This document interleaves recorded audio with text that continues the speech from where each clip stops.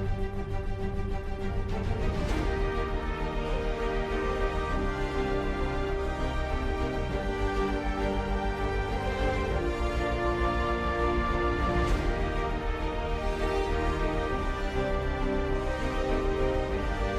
the checker flag and will win the Spanish Grand Prix.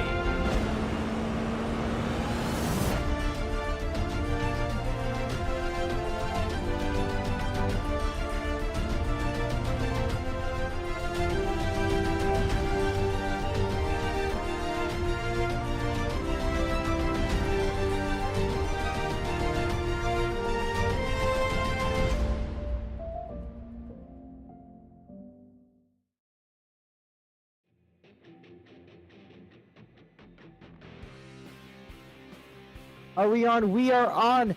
Welcome, ladies and gentlemen, to the CIL Formula College Championship, Round 8 at the Belle Isle. I am your host, Edward Sanchez, and today we are driving, or racing, I should say, at the Detroit Grand Prix. And I'm joined here with my co-host, Sky Shrek. Welcome, Sky, to the booth once again. My first street circuit to commentate. I mean, how exciting is this going to be? I'm very excited. I mean, we've had some chaos here on the road races this year. We're moving into a much tighter, much more confined street circuit, and I think that's only going to ramp up the level of chaos that we are going to experience this year. Yeah, and just to reiterate, round 7 at Belle Isle, and definitely going to be a lot to look at. I mean, one thing we saw from last week was Alif's unfortunate demise, and just how close the points are right now, Sky. Like, what are we talking about how close they are right now?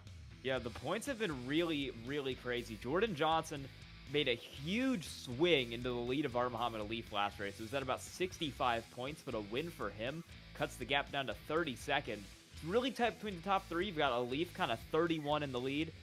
And then it's Clint Halterman, then Jordan Johnson right behind him. And everyone else is kind of lagging a little back, and you've got like a mid-pack of Ryan Whitlock, Ben Fiore, Cale Davidson, all kind of in this intense battle for about 4th through 7th on in the points. So tonight, Clint Halterman, what he really needs is Alif and Johnson maybe tangle up with each other, or just Alif having a really bad day. So Clint, to get that 31 points to really close in, is going to be key tonight. And it's going to be very interesting, as we have a lot of, I'm not saying a lot, but we do have some, I believe, some debuts for tonight, as it is our first ever street circuit. And of course, it has been very interesting to see the practice times. And because now that practice is over, qualifying is now rolling. We are currently 1 minute in. It is a 3-lap, 10-minute, and right now the fastest on pace based off of practice I'm seeing here, Sky, is Jordan Johnson, a 15.2, and our Muhammad Alif was off by 7 tenths. He was at 15.9. So currently tracking, he was currently, I believe, 1, 2, 3, 4, 5, 6, 7, 8 fastest in the practice.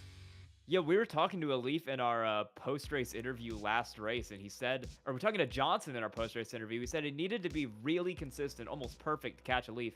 He's going to try to do that today at Belle Isle. We're going to get a look at the track map for you here, kind of the info of the layout. If we can get that pulled up, there we go. It's the Detroit Grand Prix, 2.35 miles or 3.78 kilometers, 14 turns, and it's best known for being held right after the Indy 500 in real-life IndyCar. Pit speed's 40 miles an hour, and the first time we've ran it in Formula College is right now, Season 11, 2024. Yeah, and I was gonna say, especially pit road. This pit road is very interesting, right? The way that you're gonna have to rejoin the track is going to be very interesting to see how these drivers are able to avoid and not wreck when leaving the pits or even entering the pits.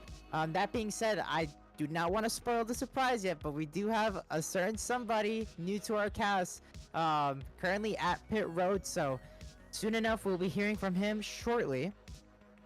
But right now if you want. He's got the mic up. Yeah, let's do it. So ladies and gentlemen, to add on to our production staff, and also here in the booth in the future especially, but today he's going to be our pit reporter, is Nick Poitras. Welcome, Nick Poitras, to the Seattle FC universe. There he is on the right side of your screen, folks. That handsome man. Want to give us a quick introduction? Hello, everyone. My name is Nick Poitras. I'm going to be helping out with pit stop commentary and helping out with guys in the booth, and also some post-interview stuff. Very, very excited to join you guys in the CIL group, and yeah, just can't wait for this fantastic racing that we're going to be seeing here at Belle Isle. It's going to be fun for sure. This race always tends to produce a lot of chaos. It's really tight, it's a very confined street circuit, and on tracks like this, where there's not a lot of grass, there's not a lot of room for error, and the walls are always kind of right up against you, it tends to lead to a lot of action, a lot of mayhem, and you see Christian Hill brush the wall right there on his second of 3 quali laps. That's the danger you're pretty much always in at Belle Isle. Really easy to just go a little too wide, a little too narrow, and hit the wall, giving yourself some damage.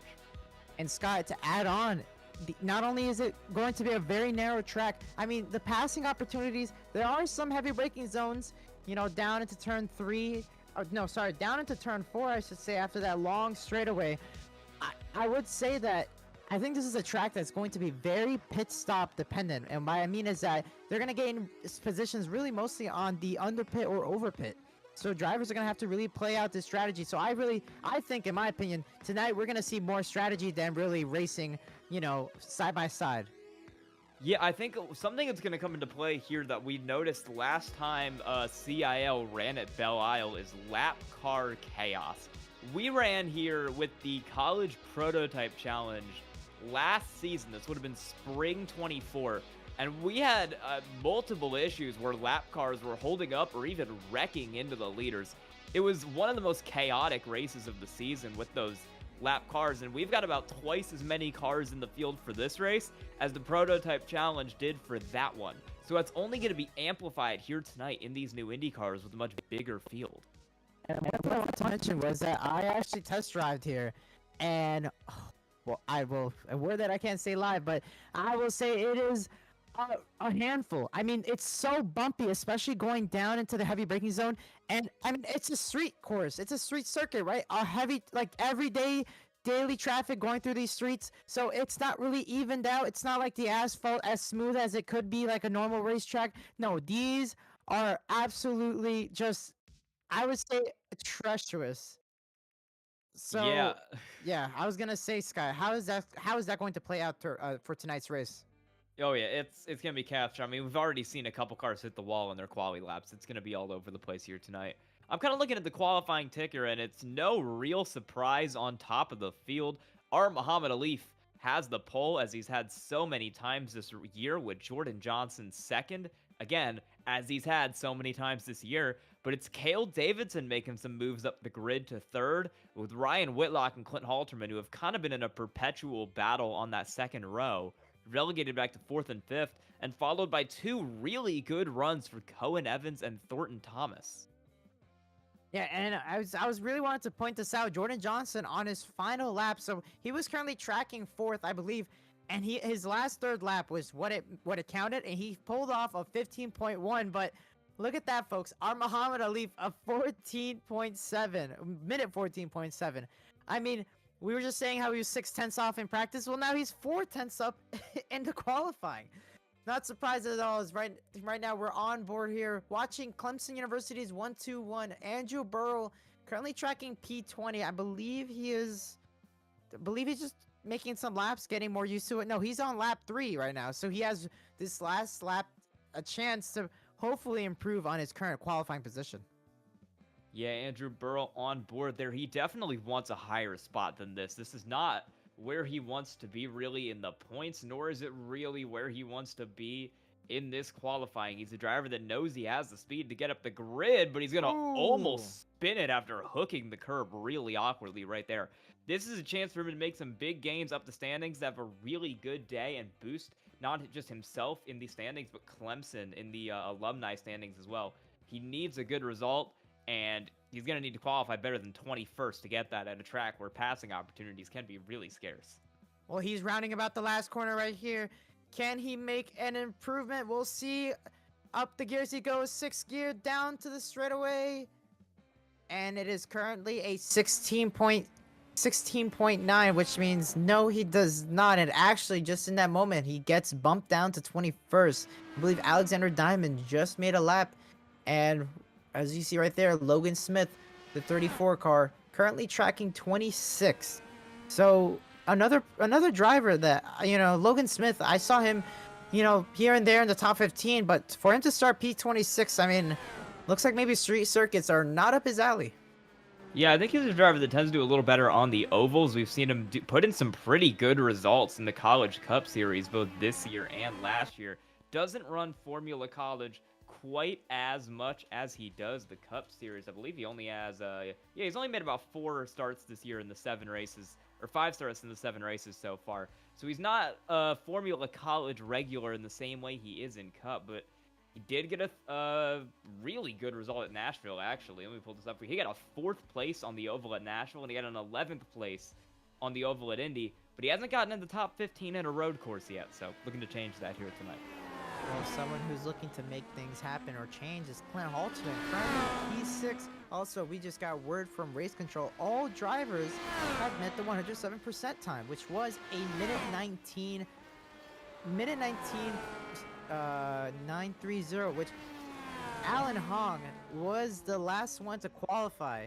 He has a minute 19.916, so by 14th hundredth of a second, Alan Hong has met the 107% rule.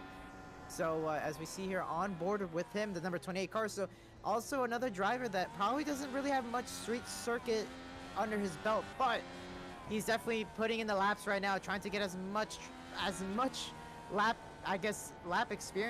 track experience before the green flag drops. And right now 30 seconds left in qualifying, and I believe the top 10 are locked in. And Clint Halterman P6, Muhammad Ali P1. So currently for the battle of the championship, this is not what Clint Halterman wants. Yeah, Muhammad Ali finishes his lap there and doesn't really move up the grid at all. We've got one more driver finishing up a lap, but I'm not sure if he'll make it back to the line before quali ends.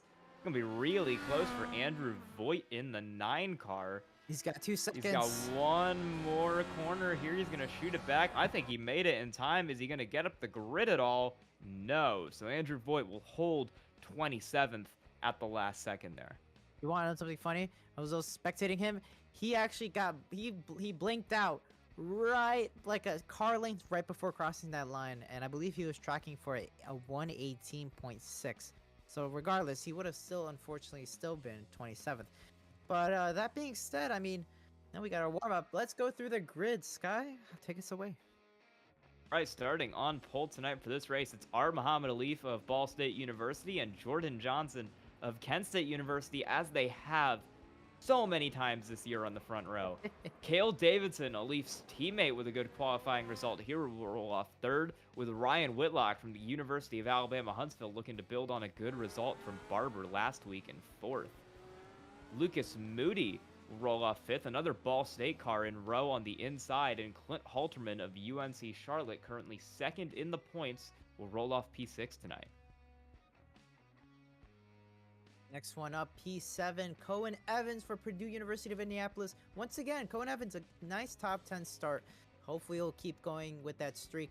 With Thorin Thomas, one of our rookies of this season for Rose Human Institute of Technology, in P8. And rounding about our top 10 is going to be Esteban Munoz of Florida International University, the 009, in 9th place, fitting enough. And in P10, Ben Fiore to round it off for Marist College. P11, Converse University, Jake Cummings, he gets a P11 outside of the top 10. He told me he was struggling for this race, so not that bad for him. And with Walker Green, another CIO FC rookie for the season, starting in P12 for the number 48 car. Walker Green hasn't finished outside the top 10 all year, so he'll be looking to do a little better tonight. Aiken Lamar rolls off 13th for Howard Community College, while Ricky Paz is 14th for East Carolina University. Another driver trying to have a good run for points tonight. Alex Finnerty, 15th for UNC Charlotte, with Wyatt Burton, 16th. And rolling off behind them, 17th will be Christian Hill from Mount St. Mary's University, and 18th is going to be Jason Wallet of Drexel University, starting a good bit behind where he would want to. Nick Henley of Ball State University, fourth Ball State car in the field, will roll off 19th, while Marlo Duncan from the Milwaukee School of Engineering will bring it 20th. And unfortunately, Andrew Burrow for Clemson University, the 121 car, we saw him unfortunately gonna finish out in P21 for qualifying, followed by Alexander Diamond for Drexel University, the alumni driver, starting in P22. In P23, Adrian Tupagoic for St. Clair College, number 38, and P23, Dylan Beatty, CILFC rookie, Ball State University, starting out in P24.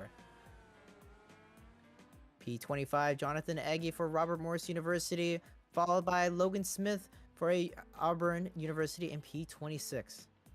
And rounding out the back of the grid, I believe we've got two more cars. It'll be Andrew Voigt from Penn State University in 27th, with Alan Hong of St. Clair rolling off 28th. And Luis Diaz, late to the grid, 29th. Sorry, Christian, for We're pitting going out. to bring up our pit reporter here, Nick. He's going to give us a little bit of insight there. He's down in a Leafs pit stall, and he'll tell us about what we can expect from a Leaf and his dominance this season in qualifying. So Sky, let's talk about this dominance. 6 of the last 7 races have been on pole by a Leaf. He's just been absolutely dominant on these street courses. There, he hasn't been able to get some on some of the ovals, but when he's on those streets, he's the fastest one. But my main question is, Jordan Johnson, who he's been on the front row with countless of times of this year, can he hold him off? He wasn't able to do that last time, and we saw a bunch of back and forth. Sadly ended up with some net coating, but I believe that if a Leaf is able to get a good start and hold him off, I think he's going to be able to win this from start to finish. Yeah, Jordan Johnson is really going to look for a good run here tonight. He had a great one last week that really cut into the lead of our Muhammad Alif, but he's admitted that he's not as good on the oval tracks, and that's kind of where his kryptonite has been this year. I believe he crashed out within the first couple laps at Nashville. Managed to get 6th at Indy, but he has won 2 of the last 3 road races. So if there's anyone who can stop our Muhammad Alif's dominance tonight, as we've seen so many times in the CIL, it'll be Jordan Johnson. As he spins it into the wall and someone flips over him, he will try not to do that in the actual race. Would that be subtle foreshadowing, Sky? I mean, I've seen it on Twitter here and there, like those new memes with the subtle foreshadowing. I mean, we did have one at Watkins Glen last year where he crashed in the bus stop, so he's not invincible. Right. That's a good callback right there. And I want to piggyback what our pit reporter Nick said about earlier, and it's about how much can Alif hold off Johnson. One thing that we got to focus on when we go green and we start rolling with the pace car is to see what compound tires do Alif and Johnson want to start out with. Well, you want to start out with the hards or with the soft red ones, and we'll see if, you know, because that decision can all come down to really how far you want to get in this stint, because these drivers right now are saying it's a one-stopper, and they're saying with the easy one-stopper. Yeah, we're going to our drivers here with the cameras up for tonight. You got Jordan Johnson on the bottom left, Cale Davidson, top left, Ricky Paz, bottom middle, Marlo Duncan, top right, Lucas Moody, top middle, and Jake Cummings, bottom right. Bit out of order there, but we got them all for you. It's going to be an exciting race tonight for sure. The drivers are gritting up right now. The warm-up is finished. They've got about 15 more seconds to take their place on the grid, and then we will be off tonight for the Belle Isle Grand Prix. And right now, looks like we are about to go green, and Sky, I guess it's our tradition now. Our picks, I'm going to say it first. I'm going to say it. Jordan Johnson is my pick for tonight. The man, the myth, the legend. Can he do it? Can he have that Michael Jordan magic? We will see later in this race. Yeah, well, my pick for tonight was going to be Lee Kane, but then he messaged me and said he was going to be the most expensive wall record this week, so I can't pick Lee Kane anymore. I'm feeling our Muhammad Alif again. I think he is the guy tonight. He's starting on pole. He's got a great shot to pull away and win this race. I do want to make a quick stewards note. He did ping the stewards before this race in chat and say, please try to enforce blue flags as much as you can. It's going to be crazy. Interesting words from our pole sitter right there as we head to the green at Belle Isle. I really like that because that says he's going to absolutely hold them. He's going to absolutely go through the field and lap them. Yeah, it is going to be real exciting here tonight. We're coming to the green. We've got one more corner before the green flag. Edward, do you want to take him away? Well, ladies and gentlemen, welcome. If you're just tuning in right now, we are about to begin the CIL FC Championship Round 7 here at Belle Isle, or more formally known as the Detroit Grand Prix, and away we go. A leaf green flag is out, and he's gonna take the lead really quickly down into turn 1. It's going to be single file, and looks like they're double file back there, and it looks like we got a big wreck. Big wreck at the back to turn 1. I mean, it's not I'm not really surprised here, folks, and it's going to be Lucas Moody, unfortunately, one of the victims out into turn 1. Clint Halterman is on the driver's chat radio, not happy about what happened. Yeah, Lucas Moody we saw involved in that, nearly caught up Clint Halterman. I think Alex Finnerty also out of the race in that initial instant. And the caution flag has come out on lap 1 here in the Formula College Challenge for a wreck involving Lucas Moody and Alex Finnerty and a bunch of other cars in turn 1. We'll get that to you as soon as we have it. I got good news, or kind of good news. So it looks like on that restart, it was Clint Halterman that got in the back of Lucas Moody. So it looks like Lucas Moody, he either spun the tires or he was trying to avoid a, looks like it was a slow Ryan Whitlock, as we're going to get the replay right here. It's like But just to give the viewers a little heads up here, looks like Ryan Whitlock, he was kind of looking on the inside of Cal Davidson. He had to check up to make it go onto the inside to make that first turn. Lucas Moody had to check up for Ryan Whitlock, and Clint Halterman, who was looking on the outside of Lucas Moody, hit him on the left rear and kind of tapped him and shunted him into the corner. But I don't know, it looks like Clint Halterman a little bit of front nose damage here. Already in the fence, and we cut to him. Ben Fiore heavy contact as well in that. That is very, very bad for Ben Fiore. The car currently 5th in the points. Ooh, and Doran Thomas in that. So Apologies we're for going to try to get a bit earlier here on that replay so we can show you exactly what went wrong for Lucas Moody, Ben Fiore, Thornton Thomas, and a whole bunch of other cars. Here we go. This is going to be coming to the green. We are watching Lucas Moody right here. Should be on the right side. The green, yeah, he's that Ball State car right there in the 5th behind row. the blue car. He's behind Ryan Whitlock, and oh, he gets ran over by Clint Halterman into the fence, and a bunch of other cars collected in that. I think that is... It was Doran Thomas. Doran Thomas, yeah. He got tagged in there, and he went spinning in front, and we're going to be on board here with Clint Halterman, but Sky, I mean, I don't know. Could it be just like a domino effect right here? Yeah, yeah, he did kind of just run into the back of him there.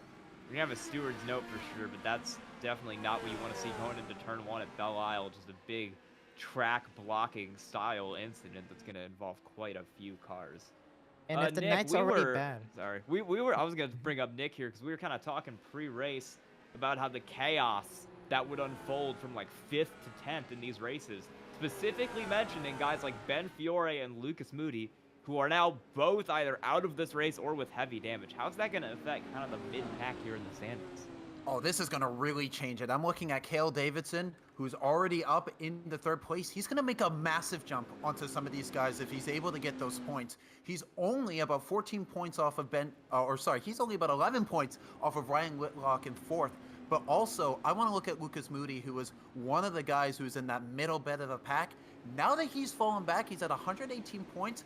I think he might be falling out of that top 10 this race. That could very happen with Cohen Evans and Wyatt Burton maybe being able to get some points here. But this is going to have a lot of effect here between the 5th and the 10th standings here in the CIL. And if I may ask Nick, Jake Cummings, where he's currently on the points, because he got through there from 12th to 7th. This man got a little bit of luck today, so I'm betting he's also pretty happy in terms of what he could gain from the points tonight. Oh, I couldn't agree with you more. And not only is he 7th on the track, he's 7th in points with 131 and only 5 points off of Cale Davidson. And if Cale Davidson looking like he's in 3rd, I think he's going to probably keep that with some of the chaos. But hey, man, he's making up a lot of progress and he's getting those points. And that's exactly what you want to do in this midfield battle. Yeah, the top 10 are the money positions at the end of the year. So Lucas Moody, with a good run from Cohen Evans, Wyatt Burton, and Walker Green as well, could absolutely fall out of that top 10 by the end of the race with the damage now. The driver this is good for is Cohen Evans, who managed to get himself through that. He's up in 5th, which I believe is the highest we've seen him run all year. He's 9th in the points right now. His highest finish all season is 7th, and he's going to be looking to maybe bring home a top 5 tonight at Belle Isle. All right, I got a quick question here. Not only could this be useful for Cohen Evans, but I think Alif is getting a really nice break here, because if I'm not wrong here, those green tires he has on, those are the softs, right? So for today, the reds are the greens, right? Over in the At pit least stop, I these can tires, confirm at that least one these for you tires. guys. So yes, those are going to be the primary tires. And here's the thing about the main tire strategy. We really don't know from a lot of the conversations that we've had with the drivers what's going to be that main stop. Right, and And I- Nick, I was gonna quickly ask you, as we sing right now, Alif. So thank you for confirming. Right, the green tires are the softs, the blacks, of course, are the primaries, are the hards. But Jordan Johnson has the blacks. Alif has those softs. So in any case, with all these laps going through, I mean, how does this benefit Alif? You know, that's going to be very interesting. He's going to get those tires down. He's going to be able to work it. The one thing I'm concerned about, though, is how Alif is going to hold off to the pace of Jordan Johnson. With those harder tires, he's going to be able to extend that time. And I believe this race might be one in the pit stops here. So we really need to pay attention, not just to Alif pushing up front, but if he's able to keep those tires into the halfway point, and if Jordan Johnson is able to hold on to the back of Alif while keeping those tires up and ready. Well, time will only tell us. Right now, it looks like the pace car this time around. Will they turn off the lights on the pace car? Yes, they do. Well, we're going to go green this time around. And as you see, Alex Fernity is going... It looks like Alex is going to have that nice... Get back on... I believe he's going back on the lead lap, so he's going to go around the field. And, yeah, so... It's currently lap 4 out of 40, so we're going to go green at lap 5, which means we'll have 35 laps to go. And if I'm looking at this right, and Nick, you can correct me if I'm wrong, next person that has a softs are Cale Davidson. Behind him, Ryan Whitlock, Cohen Evans, Esteban Munoz, Jay Cummings, Walker Green, Aiken Lamar. The top, I would say everyone between first and, well, aside from Johnson, first and 8th, first and 9th are on the softs. The next person on the hards is your very own Christian Hill. First lap, And you know, it will tell them. And you know, it's very interesting that we see this from everyone else. But I don't think that's going to be a big effect on Jordan Johnson. We know that he's going to have that pace to go away at the restart and kind of leave the other guys behind. And if he's able to keep up with the Leaf on different tires, that's how you know he's going to be the fastest man here. But I really do think that when it comes down to that middle point of the race and they go on to the other tires, that's where we're going to see our winner here. I really do think everyone should pay attention to that midpoint. I'm going to jump in here and talk about some of the pit strategy that's going on a little further back in the field. I mean, a couple cars who were involved in that accident have made really early pit stops. Clint Halterman, Ricky Paz, Wyatt Burton, all down pit road almost immediately in this race. So if they swap tires on that pit stop, that means they do not have to swap tires again.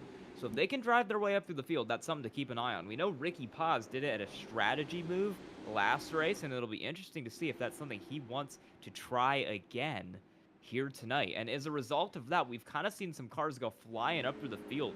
Burrow is up 9 spots, Tubakovic up 10, Marlo Duncan up 6th. A lot of cars who started towards the back are already up in the midfield as a result of that caution. And Sky, just a reminder for the folks at home. What was your pick for tonight? Our Muhammad Ali. All right. Well, we'll see how our picks do as we round about the final corners. We're gonna go green once again, folks. If you're tuning in right now, welcome yet again to the CIL FC Championship, round 7 at the Detroit Grand Prix. And we are about to go green once again. It is going to be lap 5 out of 40. It is going to be attempt number 2. Let's hope that these drivers keep it on the track and not into the barrier, into the wall, as the pace car now is about to pull off any second. And the focus on tonight, folks, Alif and Johnson, 1 and 2, different tire strategies. We'll see what's going to plan out. Where here's Alif takes the lead, and it's going to be green flag, and away we go. Attempt number 2 here at the Detroit Grand Prix. We'll get it back underway and see if we can go without a track blocker. Jordan Johnson is immediately under threat from Cale Davidson on those newer or on those softer tires behind him. Ryan Whitlock kind of dropped back. We've got another wreck further back. Somebody's into the fence way back there. Yeah, we got a car around and into the pits at the back. That is Andrew Voigt wrecking further back in the field, but back up front, the battle is still going on between Jordan Johnson and Cale Davidson, as Muhammad Alif has already gapped him by about 0.8 of a second as they head down the back straight. I think that Jordan Johnson had a little bit of a disadvantage there. I mean, Alif had a really great start right there, but those tires, I mean, Jordan Johnson has those primary tires much colder, much difficult to really warm them up to life. So pacing around for such a long time really cooled down these tires, and he was almost overtaken by Cale Davidson, but I believe Jordan Johnson used a little bit of just sending it in there and trying to heat these tires up as Alif. Yeah, you're right, he is checking him out right now. 1.4 seconds. So Alif on those soft tires, being able to really ignite them to life, has pulled away ever so slightly, but now it looks like sector 3 both times have been the same. So Johnson now kind of trying to get back on pace and trying to catch up with Alif down the straightaway here. Yeah, fastest lap for Alif right now. He's 1.4 ahead of Johnson, but we know that this is all going to get turned around in the second half of this race, because in the second half of this race, Alif has to pit for the hards and Johnson gets to take the softs. So the roles are going to be completely reversed. I think part of Alif's strategy here is to get as far away as he can, as early as he can in this race, to try and build up some time. We've got Esteban Munoz stopped on track back there, missing the front wing in 21st. Incident with him and Ricky Paz, who is missing more than just the front wing on that car. Ricky, you gotta get off the road, man. I mean, that thing is not steering at all. Well, somehow, yeah, that right front is done. I would tow it, my guy. I'm sorry, but that is not recoverable. This is the replay here, I think. He's gotta get that, and we saw him earlier that he hit the wall. It was Esteban Munoz might have had a separate incident, I think. So Munoz got in a separate incident, knocked the front wing off that car. While we're busy with that, Muhammad Alif has the gap over 2 seconds already. As I was saying, I think some of his strategy here is going to be to pull away as much as he can in this first leg, where he doesn't have to deal with any sort of lap traffic, and then in the second leg, when these cars are dealing with lap traffic, they're dealing with the chaos that Belle Isle tends to bring. But Cale Davidson, he's on the outside right now. He was trying to make a pass as we were watching this replay down the front stretch. Yeah, I think we're still a little delayed here. Yeah, we're currently on the replay. We'll get that back live for you. Here we go. Yeah, so Cale Davidson actually was on the outside down into turn 4, and out of turn 5, they were still side by side, but Johnson kind of cut him off a little bit, and Cale had to let him off. But Cale Davidson on the attack right now. I mean, I'm getting a little bit of deja vu, Sky. Ball State 1 and 2?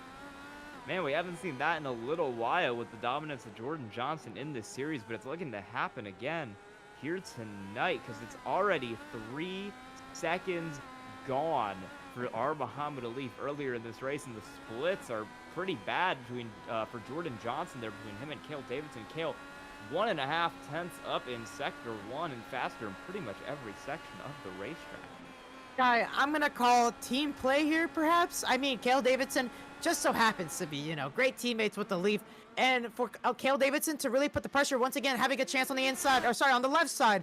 He's gonna maybe try to outbreak him. He does, but there's Johnson just sends it in there, having that preferred inside lane, and he's gonna hold him off out of turn 5 here. But Cale not letting him up. Now Alif almost 4 seconds ahead, and this is what I'm talking about, team play. I think Cale Davidson playing as a teammate here, probably just giving that extra pressure on Johnson, and Johnson having to drive defensively and not being able to focus on his pace.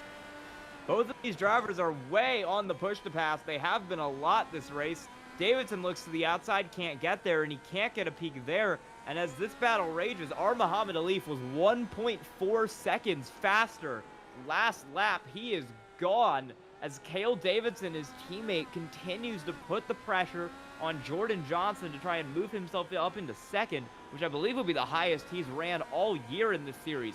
He's going to have another chance down the front straightaway here if he can get a good run through here. He's not going to do it yet. There's going to be a chicane up here past the start-finish line. They'll go through it right here. Cale Davidson needs a good run out of this chicane. Oh, he's got it. So we can get on the push to pass and try to challenge Jordan Johnson. It's not quite there, though, and Johnson will hold it now into turn 3. Guy, if I was Jordan Johnson's crew chief, I'd tell him, let him go. Stop getting those tires. Well, I know it's a really hard track to pass, but, I mean, let Cale Davidson burn those tires because look at that. He nearly hit the wall. Jordan Johnson actually hit the wall into turn, I believe, turn 8. And that's what causes him to really get him loose there on the exit. I mean, either you want to hold him off and try to maintain that momentum, but I don't know. As right now, Cale Davidson sends it in. He's going to... No! Johnson is in the wall! Johnson is out of this race! No! The Kent State University driver is going to have an early DNF. As I was saying right there, I knew it, Sky. I was just thinking... Cale Davidson with those fresher tires, I know he wants the position, but to be that aggressive and where there was really no room to go side by side, he got shunted there and went into the wall. I mean, you hate to see it.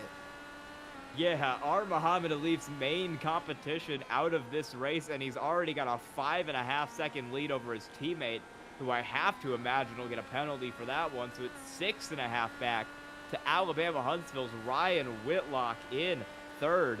Cohen Evans with a great run in 4th, Walker Green in 5th, and then you've got 2 drivers back in 6th, Cummings and Hill, neither of whom have used any push to pass and are both on the harder compound tires, so they might be in a pretty good spot later in this race. We're watching Marlo Duncan chase down Wyatt Burton for 11th. We saw Burton in the pits after that wreck. He's driven all the way through the field. He's already back to 11th. You know, maybe he should have been my pick instead, because he is definitely a dark horse pick of tonight. Wyatt Burton, our CIL FC rookie for the season, has now moved up and currently in P12. I mean, what a strong comeback for him. But I do want to mention Nick down at pit road. I don't know if it's good enough time to really try to get a talk with Jordan Johnson, because fresh off the press, I've heard he said, quote, didn't realize that's how this champ was going. And you know, it's just frustrating to see that from him. You know, he's on that different strategy. He's going to be so different. But yeah, it just really sucks for someone like that. And you know, we're gonna have to wait and see about penalties. But this is exactly this is exactly what Alif wanted. Nick, we got Jay Cummings coming down pit road. He has a broken front left wing, and that was contact. That might have been single car. Yeah, no, he hit the wall. He actually blew by I believe that's turn 18. No, sorry, turn 15. He hit the wall. He had those hard tires, and I think the hard tires are the worst tires to drive on right now. It looks like those tires are just awful. Yeah, Jake Cummings is out. We've got a lot of cars. I'm just gonna give you a quick rundown here of some of the cars that have had issues tonight. Jake Cummings, you saw there, is out. Jordan Johnson's out. Jonathan Eggy's out. Alan Hong is out. Andrew Voigt is out. Thornton Thomas, Lucas Moody were all in that early lap 1 incident.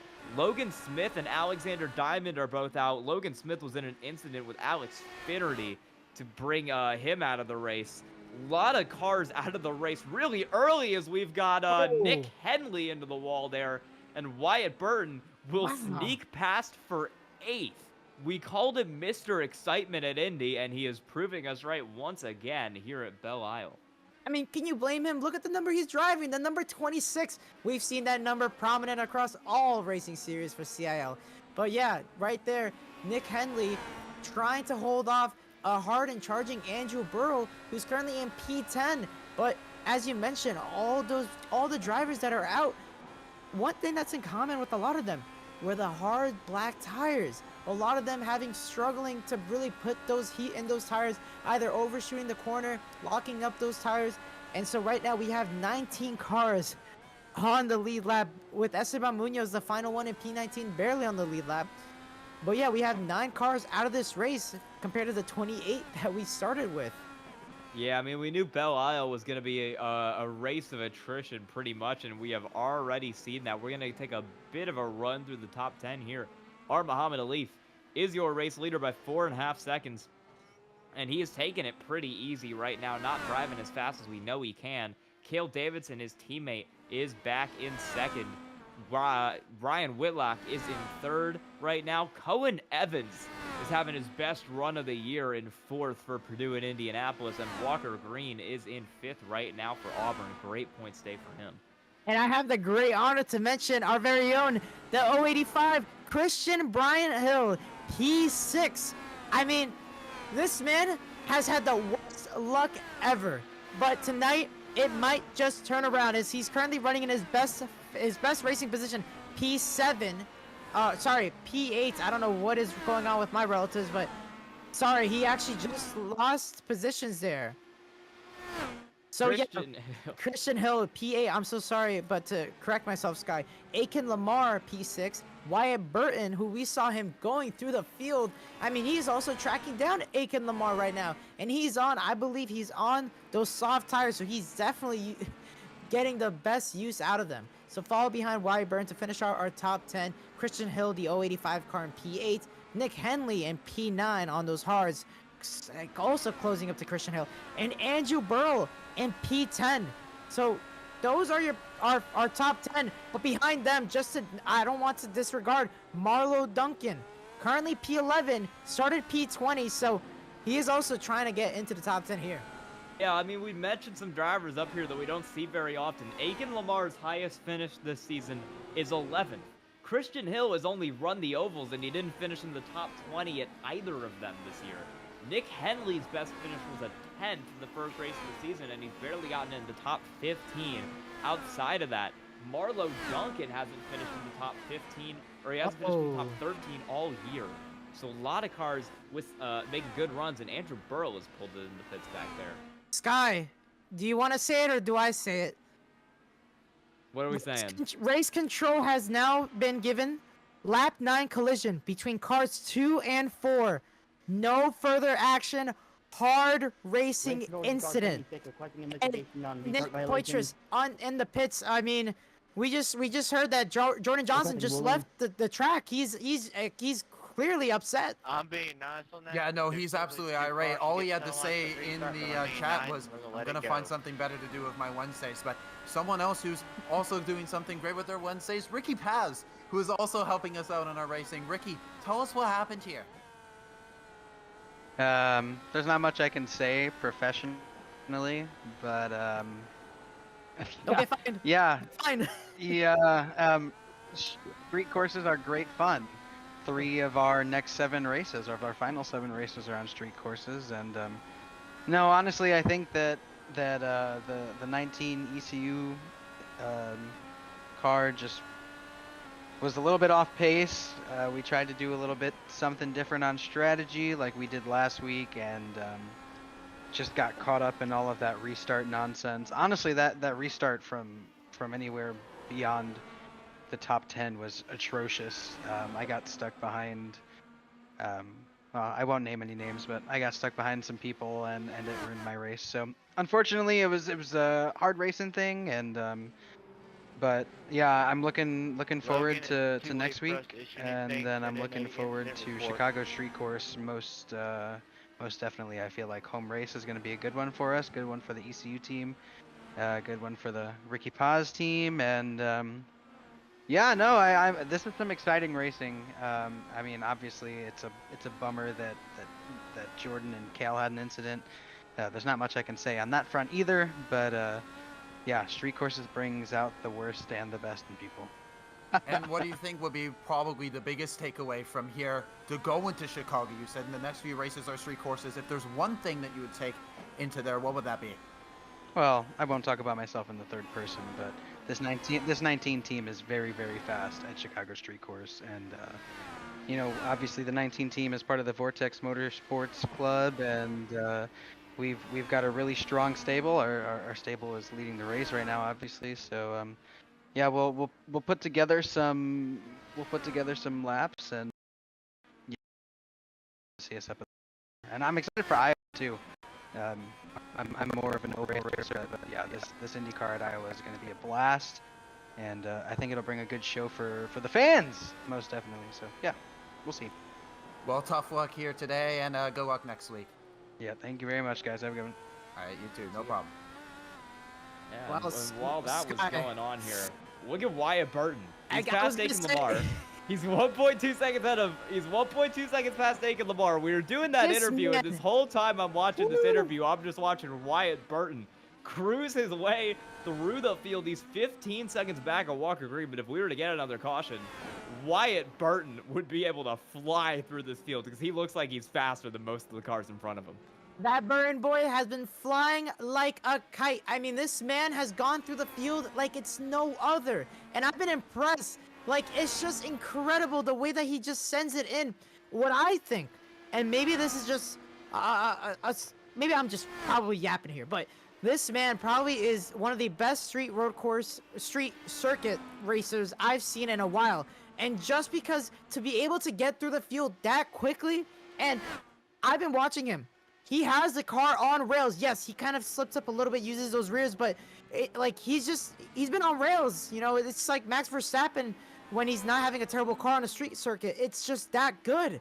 And up into P5, up into P6, he has the opportunity to do the most funniest thing and maybe score himself a podium. Yeah, we're battling a little further back. Ben Fiore almost into the back of Marlo Duncan there. Kind of message says, Wyatt Burton went flying into the stands last week. He's flying up through the field this week. You definitely cooked that one real well, Sky. And yeah, Ben Fiore trying to catch down to Marlo Duncan, as you see there on the bottom right. Currently faster in the middle sector. We'll see what he does here in the third sector. I mean, we could just tell Ben Fiore just faster through the technicals and getting ever so closer to Marlo Duncan.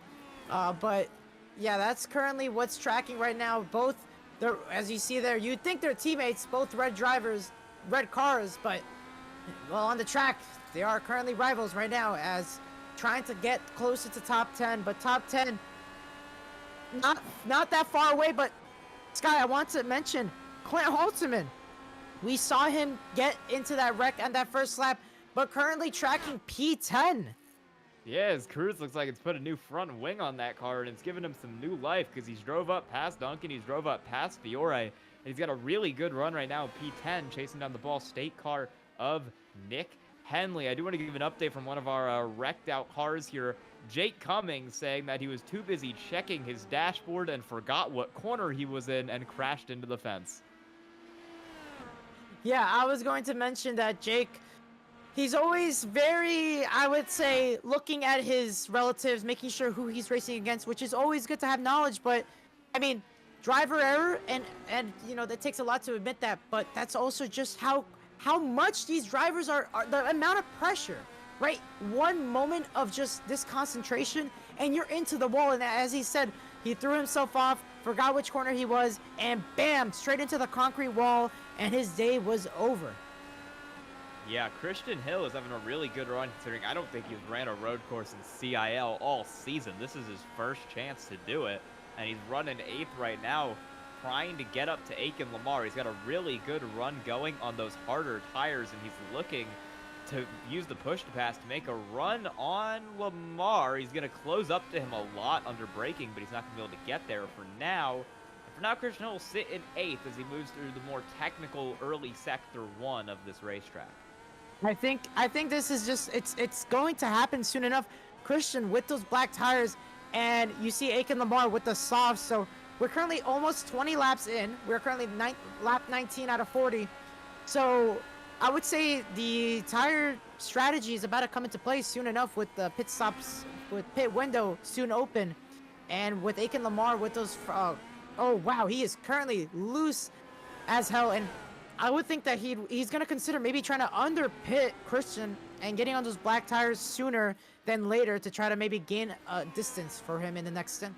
Yeah, we're coming up on the pit window here, but before we get to that pit window, we've got Nick down in the pits catching up with another driver, Jake Cummings, out of this race early.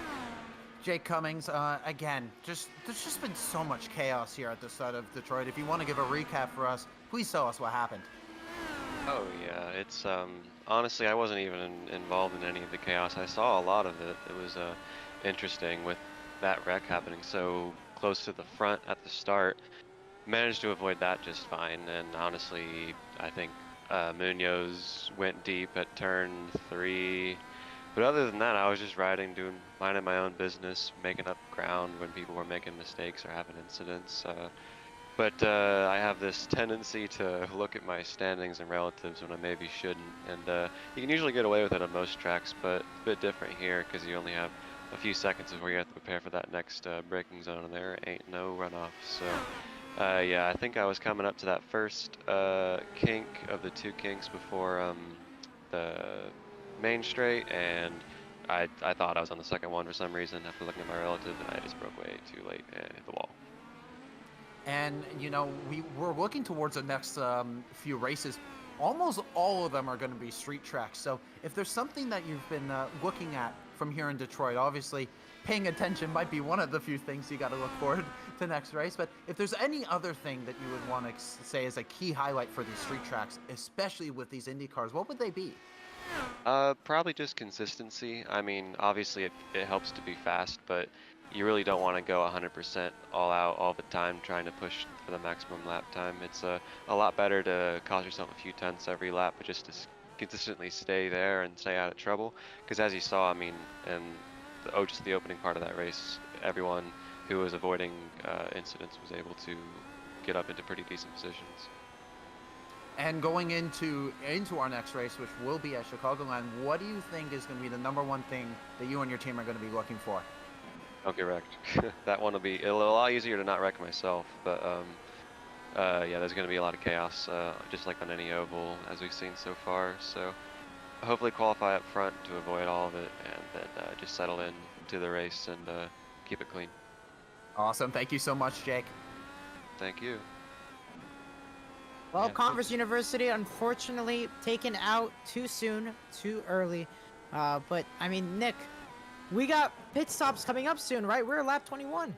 This is the time I was talking about. Now, Jordan Johnson is not going to be in this fight that we were predicting, but with everyone here switching to the hard tires, there is one car that I am looking at, and that's car number 85 driven by Hill. And I know he's been very fast in that little midfield battle. And here he comes battling on board with Aiken, and you can see that he is, and I know when he's going to be able to switch, he's going to have so much speed coming in there, and he's already battling with Aiken Lamar. But Christian Hill, I think he's going to be someone to look out to maybe get into the top 5 if he's able to do very well in that second stint. Yeah, Christian Hill, he's going to be the first car on those soft tires. So is Nick Henley back there in P10. They're both going to have really good runs up through the field, but a lot of these drivers are going to be looking forward to kind of the next couple races here. We're running Iowa next week. That is a short oval. That is going to be an adventure for sure. And then we've got the Chicago Street Course after that. So 2 very different racetracks in subsequent weeks that these drivers are going to have to come off of Belle Isle and try to master as we watch Christian Hill continue to hound Aiken Lamar. And we really want to focus on here is right. Look at that. It's like a 3-car battle. Oh, and he almost, I believe he looked like Christian hit the wall, but I heard it, but I think he's fine. You know, keep it rolling. If the car is good, she'll be fine. But yeah, Christian getting a little bit desperate here as Aiken Lamar has now slowed him up to Clint Halterman. Yeah, Clint Halterman is rapidly approaching this battle. He's only about half a second behind as they head through the end of Sector 1 here. This is the most technical section on the racetrack. A lot of really quick right, left, right-handers before it opens up into the really big back straightaway. And this is kind of the key part of this racetrack. You're make some time. You've got to be right on it. You've got to be running good, and you've got to make some moves. Clint Halterman gaining a little bit of time that lap, but Aiken Lamar seems to be the best driver through there at the moment.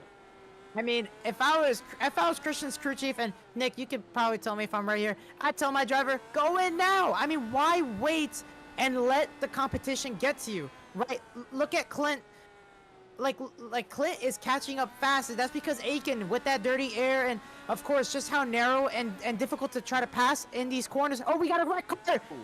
That is Wyatt Burton. Wyatt Burton. No, Wyatt Burton with one of the best performances we've seen so far for a rookie this season. Looks like he unfortunately got into the wall, the same corner. And if we're gonna get a replay right here, he got into the same wall that Jay Cummings spun out, or I'd say hit the wall down into turn 15, I believe. Oh. Yeah. Oh, I yeah, mean, he just missed the Sky, corner. He I was just missed gonna the say, corner and went straight into the tire barrier there. Walker Green, first car in the race to make a green flag pit stop. He's come out in 8th. We've got a couple different push-to-pass strategies kind of throughout the field here. Christian Hill is a whole 100 seconds more push-to-pass than his competition here in Aiken Lamar. Walker Green has also used a lot of it, down to only 65. Well, Cohen Evans hasn't used much yet, and we've got our top 2 both in the pits. R. Muhammad Alif and Cale Davidson, the Ball State double stop coming in right there. so Nick, race leaders in the pits, what are we thinking? What's gonna be the tires for them? Oh, the tires, well, they got to switch to the other tires, and here they come, onto the hards, and now this is going to be the most important thing. One, can they get these tires up to temp and get them quick? And number 2, how fast are they going to be? Because, reminder, there's still a few people who might be extending with these soft tires, and reminder, a few guys haven't switched onto those soft tires yet, but I think if we're looking at, I believe, who are the main ones, who's Alif and Davidson, those 2 are going to be the ones that we're going to be looking at for our fight. Yeah, Aiken Lamar into the pits now as well from I believe P6 there right in front of Christian Hill. Christian Hill on the hards has not pit yet. He will be able to go on the softs, which should help him make that move on Aiken Lamar once he gets out of the pits. Marlo Duncan in, also further back in 11th. Only 13 cars still in this race right now after the crash from Wyatt Burton. And I really want to focus here, Nick, how prominent is the underpit overpit here? Because we got Christian Hill still out. We'll see if he's going to pit this time around. He's got Clint Halterman behind him. Ryan Whitlock, who has maybe tried to overpit the leader. I mean, back to you, Nick. And yes, so looking at all this pit strategies, like I said, it's going to be so difficult to figure out where this halfway point is. I'm going to be looking at Whitlock. I think he's going to be a sleeper to go into 2nd or 3rd if he's timed this pit stop right.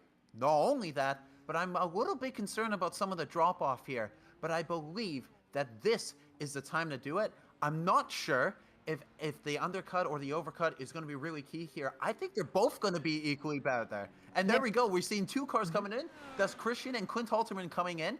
Now, how fast are these stops going to be? And how is this going to mess up our top 10 order? Let's go back to Edward and Sky in our booth. I mean, Yeah. Nick, I'm so sorry, Sky, but you're we good. gotta look at who is going to come out first. We just see right there. It looks like it's going to be Christian Hill, but oh, it's going to be close. Clint is going to get out of the pits, but looks like Hill, his pit crew did not fail him today, and he's going to come out first with those soft tires, and Clint Halterman also with those softs. Yeah, Christian Hill is not a driver who's really in this for points. It's only the 3rd race he's ran all year. He's not here for points. He's here to get a really good finish, and that's what he's trying to do today.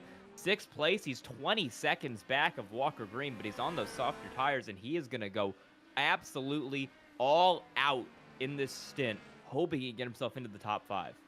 I mean, Sky, correct me if I'm wrong, but isn't this the battle for the alumni winner for this race? I mean, top 5 are the students, and 6th and 7th, you've got alumni Christian Hill and Clint Halterman. Could we see an alumni winner upset? This would be a really, really good battle for the alumni win, because Clint Halterman has won 5 of the 6 this year. He's won 5, and the only other one was won by Drew Williams of Clemson, who's not in the field for this race. So this would be Christian Hill's first alumni win of the season, and it would be a pretty big one here with a top 6 at Belle Isle if he can continue to hold off Clint Halterman.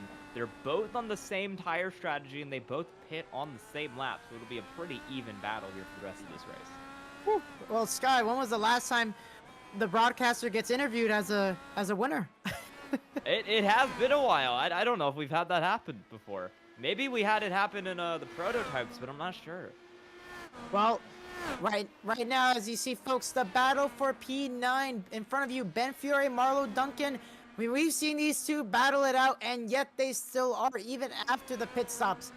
But still, on top of it, and for P6, Christian Hill versus Clint Halterman, the alumni battle of the century. Can we see an upset as Clint Halterman trying to bounce back from an earlier unfortunate penalty, with Christian Hill trying to hold off a hard-charging Clint Halterman for a part-time start? I mean, Sky, you could not write up this script better than tonight. Yeah, it's been really intense. For the record, I do think we have had a broadcaster interview for, I think Christian Hill got the alumni win in a race at the College Prototype Challenge, and he did get on the broadcast for that, but this would be, I think, his second one this year. Not just this semester, but this year to get an alumni win in the series. So this would be a big race for Christian Hill if he can get it, as Walker Green is into the pits from 5th, and Christian Hill and Clint Halterman should come out ahead of him, which will put him into the top 5. Well, Sky, let me add on to this whole dilemma, and let me throw you in something even interesting. A Leaf messed up. He overshot one of the corners. I believe that was turn 15, and the gap has shrunk. Cale Davidson now 2.4 seconds behind a Leaf, and I think Cale's noticed that and wants to get even more. He can smell that victory. He's sending that car around. Ball stay 1 and 2. Can we see team orders in play, or just let him all out? They're gonna go for it for sure, because Cale Davidson's only got 1 podium this year, hasn't won a race all year, and he's used to doing better than that. So Cale Davidson is hungry not just to sit on the podium, but to get this win tonight. And if he can steal one from his own teammate in Muhammad Ali, who's won 2 races this year and who stood on the podium 4 times, it would be a big win for them. I'm more looking at this car that's in 3rd right now. Cohen Evans is having the drive of his life right now in P3. He hasn't finished above 7th all season. I don't think we've seen him run in the top 5 for much of this year either. And here he is. Great race for him. He's kept it out of trouble. He's been really fast. He's P3. And this battle for P5 now continues between Christian Hill and Clint Halterman. I was gonna say, Purdue University, give Cohen Evans the respect he deserves, because yeah, he is having the drive of his life. But as we see there, blue flags enabled. It looks like it was Alex Frenedy in front of Cohen Evans, causing him to have to check up a little bit. But it looks like he has now the space between him and Ryan Whitlock at 2.5 seconds with a lap car in between. So that's going to help out him a lot. But folks, the battle that we really want to focus on is right here, right there in front of your eyes. Christian Hill holding off a hard-charging Clint Halterman. And we know Clint really wants to bounce back. We saw him at the beginning of the race, unfortunately, causing that big one with Lucas Moody tapping him on the rear. But now, Clint Halterman at least wants a top 5, but he's going to have to get past this guy in front of him. Yeah, Clint Halterman, he's had a really good run this season. I think in races where he hasn't crashed out, he has not finished outside the top 5. So he really wants to get back up there to pass Christian Hill to get this alumni win once again this year. And Walker Green is out of the race. Walker Green into the fence while battling with Aiken Lamar, and he is out. We'll get a replay of that for you when we can. Well, I can tell you, Sky, right now, it was a front left issue. He clipped that barrier, and that front left could not turn at all. Luckily, he was able to ride the wall, come to a complete stop, had to let, I believe, yeah, you're right, Alex Frenedy, he had to let him by, and that was for, I believe that was for P8. And Christian Hill has made a mistake. And right there, folks, he's going to have to send it in, and oh no! I don't know if he hit the wall, but Clint Halterman makes the pass on Christian Hill. Time was coming, and it was there. And unfortunately, it looks like, yeah, it looks like he kind of locked up there a little bit. Christian Hill did not hit the wall from it looks like. He just let him by. Yeah, he might have had a bit of an issue there because he went really, really wide. We're going to get you a replay of what happened to Walker Green after Clint Halterman made the move for 5th. Much further back in the field. Oh, this is before it. Almost collects Aiken Lamar in that. Sky, I think Christian Hill just let him by. Yeah, he just loses it. He just hits the wall. Yeah, Christian Hill probably just didn't want to take him out. He saw him get really squirrely into that corner. Didn't want to, you know, hit Halterman, mess up his race, because Halterman's running for a championship. Christian Hill maybe isn't. I'm looking at the 12 cars that we have left in this race, and this is going to be a season-high finish for a lot of them. This is going to be the best finish of the season for Cohen Evans, Christian Hill, Aiken Lamar, and Marlo Duncan, and it's going to tie a season-high finish for Cale Davidson, Nick Henley, and Alex Finnerty. So that's over half the field. And you're saying there's 12 cars on the track. Well, there's only 10 laps on the lead lap. I mean, no, not now 9. Nick Henley just got lapped by the leader. And so yeah. It looks like the top 9, only 9 cars on the lead lap. Scott, when was the last time this happened?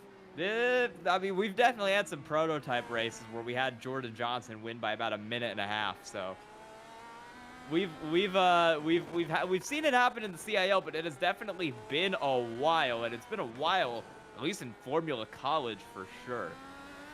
Well, I mean, funny that you mentioned Sky. A little bit of just a plug-in because, you know, we got a high retention. We have a lot of people tuning in. Speaking of our sports car challenge, the Collegiate sports car challenge, it's going to be tomorrow. Our second race of the season is going to be tomorrow at, wait, hold on for a second, Road Atlanta.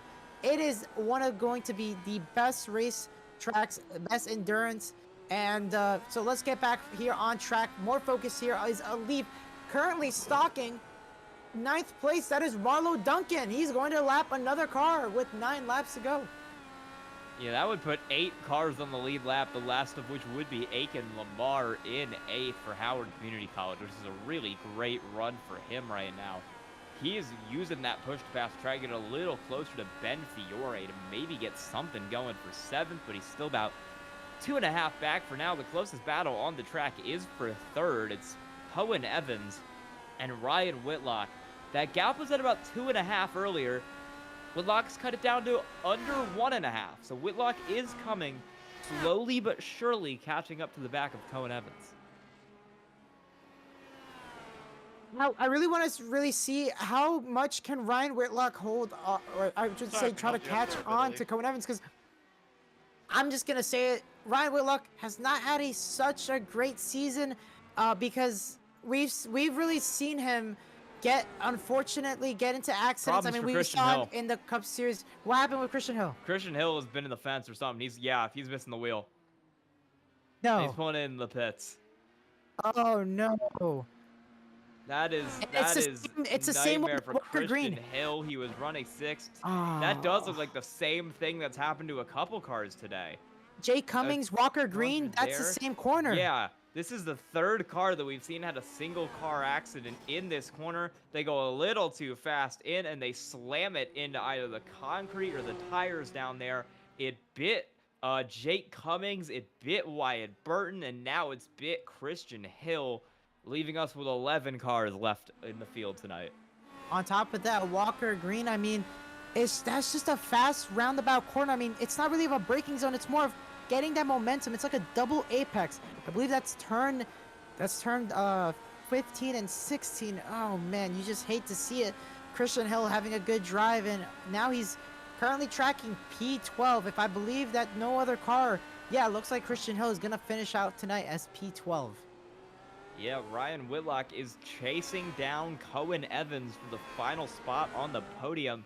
That gap is down under 0.6 of a second for Ryan Whitlock, and he's done pretty good in Sector 1. That gap is closing rapidly right now. Both cars are about even on push to pass with 60 left. Evans gets on it a little earlier than Whitlock does, but Whitlock's able to close it. Evans is spamming that push to pass down to straight to try to get himself a little extra horsepower to pull away, but he's going to miss the corner entirely, and Ryan Whitlock gets clear. He's up into the podium. Sky, one word that I can think of right there: intimidation. Nothing else could have made Cohen Evans lose it there, lock up those fronts. If it wasn't for that fast charging blue car of Ryan Whitlock, he really put the pressure on him and was just waiting for a driver's mistake. That is, without a doubt, a fantastic move there by Ryan Whitlock. Ryan Whitlock there with a big move up around Cohen Evans. He was really pushing that for a while. He'd gotten the gap down. You saw Cohen Evans was slamming the push to pass, trying to hold that lead, and he just got a little too panicked down into the corner, messed it up, sent it wide, and Ryan Whitlock was able to get around to steal that final spot on the podium away from Cohen. Well, Purdue University, I said it again, I'll say it again, give him the paycheck, because this man is on a mission and he wants to get paid. He's trying to get past, well, I would say he's trying to get more and more distance between him and Ryan Whitlock. And, you know, Whitlock has, I'm just saying, Cohen Evans, he had a great drive, but he's not letting him go. Ryan Whitlock trying to get away, but Cohen Evans is barely hanging on with only 5 laps to go. Yeah, and while we've been talking about all these battles further back, our Muhammad Alif has been on a Wednesday night drive out here. He's got a 4.5 second lead over his teammate, Cale Davidson. He is chilling. He's hanging out. He's already thinking about next week in Iowa. He's getting ready for his post-race meal. He is having a great time up there. 4.5 seconds in the lead, and nobody is really touching him. But Sky, who's in front of him? Aiken Lamar in 7th. Sky, I mean everything you said and more. I mean this man is playing. He's playing checkers. He's playing chess, and everyone else is playing checkers. Aiken Lamar now under the attack of our Muhammad Alif. I mean blue flags are gonna be out soon enough, and Aiken just hit the wall. I mean intimidation once again. Sky, what kind of animal is Alif on tonight? He's now about a lap, 2/3 of the field. I do wanna quick flashback. I mentioned this at the beginning of the race. We had a prototype race here where Aiken Lamar, as a lap car, wrecked about 3 liters. Just want to throw that out there before we get into this battle. So shades of Jordan Johnson, you think Aiken Lamar is gonna take out our race leader, Muhammad Alif? I'm not saying it's gonna happen, but I'm saying that it has happened previously. This time, though, Aiken Lamar will just pull over. He'll let him by. Doesn't want anything to do with him. And he'll hold P7 as our Muhammad Alif puts another car a lap down. So, Sky, what's the update on the lead car? How many on the lead lap? 6. It's Ben Fiore is the last car. God. And even Ben Fiore, 8 seconds ahead of him right now. He was tracking 5/10 faster in that last sector, just making the pass on Aiken Lamar with 4 laps to go. Do we think what's the over and under that our Muhammad Ali puts another 1 lap down, makes it only 5 cars on the lead lap? I don't think he is. He's about 8.4 back of Ben Fiore, and he would need to push the pace massively to get it, and I don't think he's really willing to push the pace because he's got a pretty good gap over his teammate, and if I was him, I would just want to hang out, hold that 3.6 second lead, and get out of here with the win, and a great points day because Jordan Johnson didn't even finish. Guy, I should have just drove today. Honestly, if I driven today, I could have gone a nice, easy top 10 if I just kept it on the track. You could start from the pits, don't do anything. You'll probably still be battling with Alex Finnerty. I mean, it'd be great. You'd be like 11th. I mean, that'd be like my one and only FC start. Maybe a top 10 locked in. Like, I should have done that instead. But enough about me. Focusing here, Marlo Duncan once again on the attack of Nick Henley. I mean, these two, they're like buddies. They're not letting each other go. And I mean, what is it gonna take for Marlo Duncan to get closer and closer? Yeah, he's definitely there. He's 0.4 ahead of Nick Henley right now. I don't know if Henley's gonna be able to push that gap down any further. Even regardless of this, though, I mean, this is a great result for both these drivers. They're gonna throw them both way up the points. Very close to the bumper for Nick Henley there, and he's got to drop way back to make sure he doesn't hit him because he ran a little wide there in the corner. But as I said, Marlo Duncan hasn't finished above 14th this year. This is a great result for him. It's going to give him some confidence, and hopefully that'll help him in some future races here. You know, it's going to serve as a bit of a confidence builder heading into the remaining street courses. I think for Nick Henley, you know, as a CILFC rookie this season and one of Ball State's new upcoming, hopefully maybe superstars, I believe this is the pressure, right? Ben Fiore has pitted. I believe he has received. Oh, he's missing the wing. He's missing the wing. That's the issue. He hit the wall. He hit the wall in that same. No, he hit the wall. Oh. Into the fence. We're gonna try and get a replay here as we go to the white flag coming up soon here. He actually. It looks like he broke the wheel, but it looked like it was a little bit of net code. So yeah, it looks like just front wing damage, and the pit crew are putting him on. Nick, you got anything on our recent victim of the wall? Yeah. So far, no, but I will say that this track is just so brutal on everyone here. Not just here in the middle corner, but the last 2 corners here, no one, and I mean no one, is getting away from the walls here. Yeah, that's going to leave us with 10 finishers in this race, by the way. But Sky, look, how many on lead lap? Well, we got 5. 5. Yep. 5. I said it. I said he was going to catch up to Aiken, and he did. And now our Muhammad Ali with a nice next car in front of him is 20 seconds. That is Claire Haltman. So unless in this final lap, unless Alif gets 20 seconds faster than Claire Haltman, I think this is going to be a cruise set sail for our Muhammad Alif. Yeah, I mean, I mentioned earlier, this is a best finish of the season for more than half of the drivers still in the race. And on top of that, 1 and 2. Davidson, Lamar, Duncan, Henley, Wallet, Finnerty, and Evans. I believe that 7 cars are all either tying or besting their best finish of the season. And I guess a Leaf too, because he's tying it, so that'd be 8. And only 9 cars on the And track. there's only 10 cars here. Oh, well, 9, I would say, because Alex Fernetti... Oh, wait, I'm so sorry. Right. Alex Fernetti, he just passed Ben Fiore. So he's now moved up into the top 10. And speaking of the top 10, let's go over the first one that's about to cross the line. Yeah. Muhammad Alif. I mean, it can't be unsaid. The man, the myth, the legend has won it again here at the Detroit Grand Prix. Our Muhammad Alif is your race winner of the Round 7 CIL FC Championship, followed by, you guessed it, Cale Davidson. Deja Vu, 1 and 2. Ball State has done it finally once again, not even once again, for the first time this season. The Ball of Wall has returned in some form, Sky. Yeah, it's first time since the first race of the season at Hey, Laguna good race, Seca, Marlo. where I Cale wanted to, Davidson I got wanted to second. get up there We gotta wait a fast, yeah, while and for the do next car to exactly come good. around, but it'll be Good stuff, man. Ryan Whitlock in Yeah, third. you were Cohen all Evans over. will cross I thought you behind were him with a gonna great get the run in fourth. Yeah. And then Clint I think I just Halterman made is too still many mistakes. 18 just- seconds yeah. back. He's But almost no, the good stuff, fence out man. of that Good race. corner, but he will bring it across Yeah. fifth, I as thought you were about every to other car, absolutely including demolish Aiken me Lamar and after Marlo the- Duncan, have already finished. Into that fountain section. And under finish, I was going to mention, yeah, all these drivers are finishing behind the leader. I mean, Great race, everybody. just wow. I have no words, Sky. 1 and 2, like you said, first race since the first race of the season. I guess we're just missing Lucas Moody, right? For that 1, 2, and 3, Yeah. like last semester.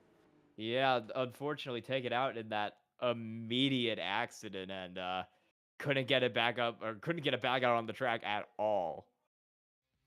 I mean, Sky, I'm not sure if you're watching here from the booth.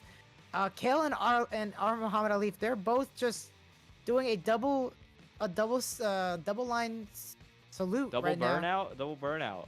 We'll see, because they're right now just side by side doing There we a go. nice little just drive by around, and they're about to get to the front stretch. So we'll see Hey, I if just they're wanna gonna do. say, OU Yeah? pioneered the triple burnout. We pioneered the triple burnout. Ah, okay.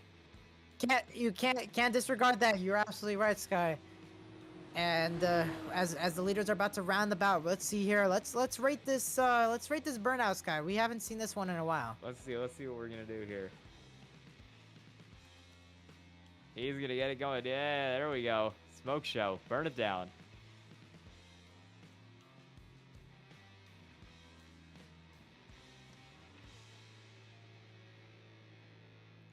I believe they're gonna. Yep, they're doing donuts on the front stretch. Look at that. They are currently doing donuts, folks. What a view! And I mean, can't be said. That was a Ball State dominance right there. But it's been a while. But Sky, how would you rate that? I'd give that a 7 out of 10. I mean, you've Oh, an seen 8 out of some 10 better. burnout right there. Pretty Oh, good. you've done it better. Pretty good. They should. I think what we should have done is we should have had one car park in the middle and the other do donuts around them like it's a traffic cone. I think that would have been 10. Ooh. So is that the next OU burnout? I will propose it in the group chat. When we All right. finish top 3 at Atlanta, we'll know what to do. Oh, okay. Well, we're gonna be talking about the schedule going up ahead. I like that confidence, Sky, but I beg to differ. But let's not get. You'll get be lost. upside down at Atlanta, so. All right. Okay. We'll talk more about it after the race. But right now, we're going to wait for these drivers to get out of the cars. But let's go through the grid. So, Sky, take it away. Yeah, we're going to go through our finishing results for tonight's race, as we said. Our Muhammad Alif is tonight's winner. Once we get this pulled up for you here. Our Muhammad Alif wins for Ball State University. That is the championship standings.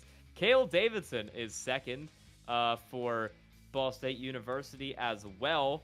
Ryan Whitlock took third for Alabama Huntsville, with Cohen Evans fourth for Purdue at Indianapolis. Clint Halterman fifth for UNC Charlotte, and that is the last car on the lead lap, because sixth is Aiken Lamar for Howard Community College. Seventh is Marlo Duncan from the Milwaukee School of Engineering. Eighth, Nick Henley, the third Ball State car in the top 10. Ninth, Jason Wallet at Drexel. And 10th, last car running, Alex Finnerty from UNC Charlotte. And unfortunately, out of the top 10, Ben Fiore from Marist College, fight to the end, unfortunately was in the barriers, P11 for him. Christian Hill, another victim, P12 for Mount St. Mary's University. Walker Green, a strong start for him, the number 48, unfortunately out early, P13. And Wyatt Burton, another CIL FC rookie, at number 26. We saw him fast charging to the field, but fast charging into the wall for P14. Esteban Munoz for Florida International University, P15. Andrew Burrow for Clemson, P16. Jake Cummings, another victim there in turn 15, Commerce University, gonna round about P17. Adrian Tipagoic, St. Clair College, P18. Dylan Beatty, this other Ball State University rookie, not having a good day, finishing out in P19. And Jordan Johnson, who we saw, unfortunately, not too happy, Kent State University, rounding about our top 20.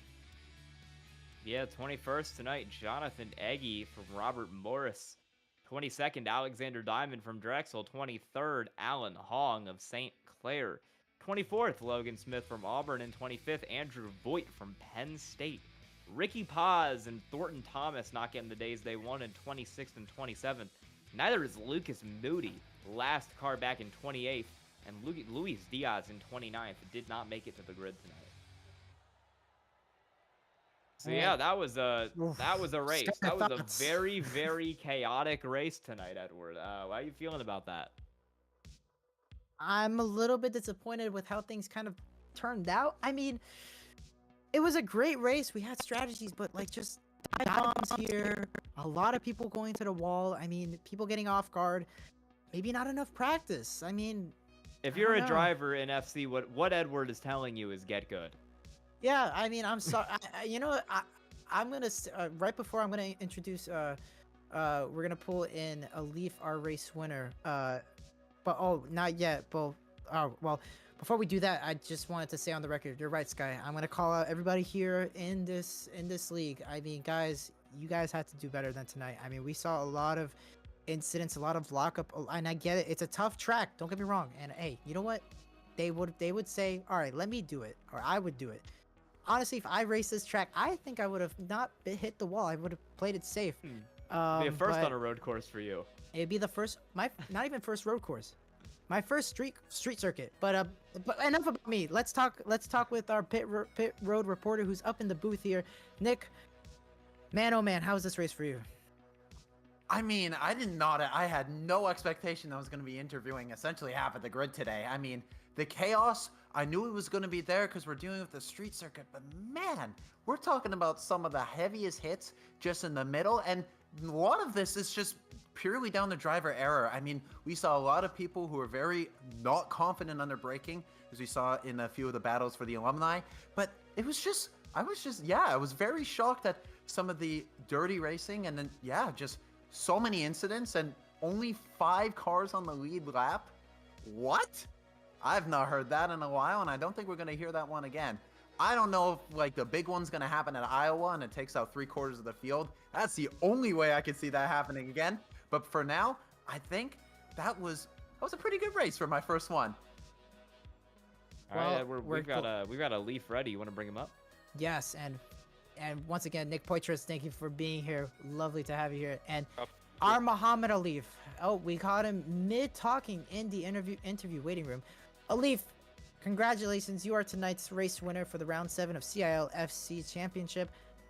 My God, was that a incredible pace that you've got there. I mean, you finish off the last lap, the fastest lap, with the 1:15.153. Don't think I didn't see that. How does it feel winning in this style? Good. Feels very good. This track is very challenging, so it's very satisfying. I think I still have memories from the GTP races that we had here, so yeah, good win. Nick? And Alif, I just want to talk about you have been so consistent, and that battle with Jordan Johnson. I know that was going to be your main key thing. When he called out, what was your main focus from there? I mean, I know Kale from practice. He's very quick around this track, so I was just kind of just focused on my driving, trying not to let up because it's a street track. Like if you lose a bit of concentration, like take yeah. So it's like if you lose a bit of a bit of like concentration, you could just put it in the wall. So I was just focused on my laps and yeah, trying to take care of the tires and both the tires were great this time. So yeah. Yeah, one last question. When you were kind of out there alone, it gets a little kind of slow, a little kind of boring out there. But does this being like a really tight street track make it feel more intense? Like you have to focus a little more? Oh, 100%. I mean, most of the time you kind of zone out, but that zoning out is where the danger is. So I think it just comes down to like being focused, on the right parts of the track, and then just being consistently quick. I think that was the thing, and I think Kale did a very good job. With his race pace, he's only 4 seconds behind. So yeah. So shout out to him as well. All right, you got anyone you want to thank or shout out on the broadcast? Yep. My family back in Singapore, my team here, here at Ball State, and most importantly God. So yeah, super thankful for the win, and yeah, we keep going. All right, congrats on the win, R. Muhammad Alif. Thank you. All right, Nick, you have the honors of bringing up our second place winner. I'll bring him up right here, and very, very deservingly, it's going to be a 1-2 from the Ball State University. We have Cale Davidson coming along here. How was that for a race? It was definitely something. We can put it that way.